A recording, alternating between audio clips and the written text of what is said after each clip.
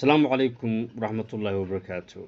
Welcome back to English with Sosman Official Channel. An integrated course for beginners is what we have intended for the whole beginners, wherever they are or wherever they are watching from. Person is at work. Person is at work. There are some persons who have got special names according to the nature of their work. There are some persons who have got special names according to the nature of their work. Example is, a person who flies an aeroplane is known as a pilot.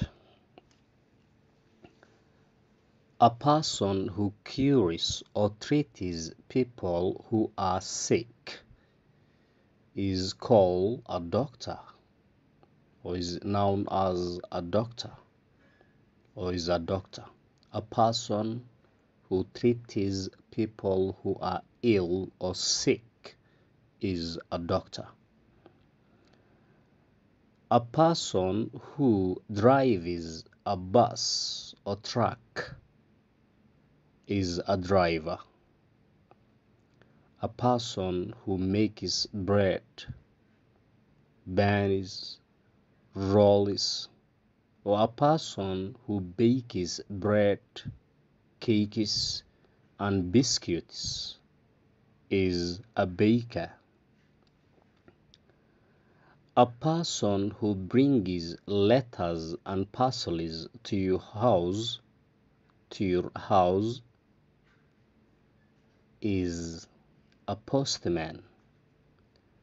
A person who repairs a car or a lorry is a mechanic.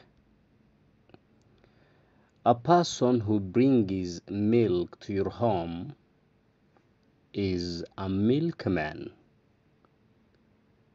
A person who teaches people is a teacher.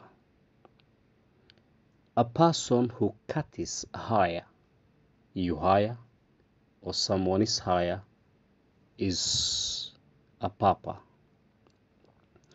A person who looks after sick people, or a person who looks after the patient, is known as a nurse.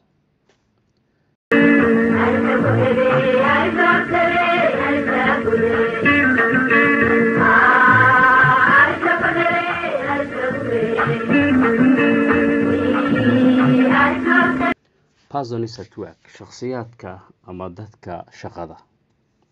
Persons waa shakhsiyaadka at work ee shaqada jooga. People who are at work.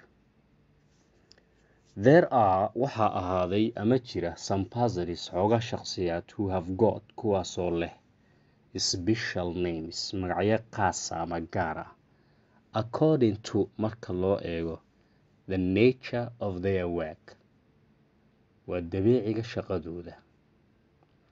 There are waxaa jira ama ahaaday some persons xooga shakhsiyaad ah who have got kuwaasoo leh special names, magacyo gaar ah ama qaas ah, according to marka loo eego the nature dabiiciga of their work ee shaqadooda. Example is markaan kasoo qaadano tusaalooyin, a person qof who flies kaasoo duuliya an aeroplane diyaaradda is known as waxaa loo yaqaanaa ama loo garanayaa a pilot duuliye, a pilot.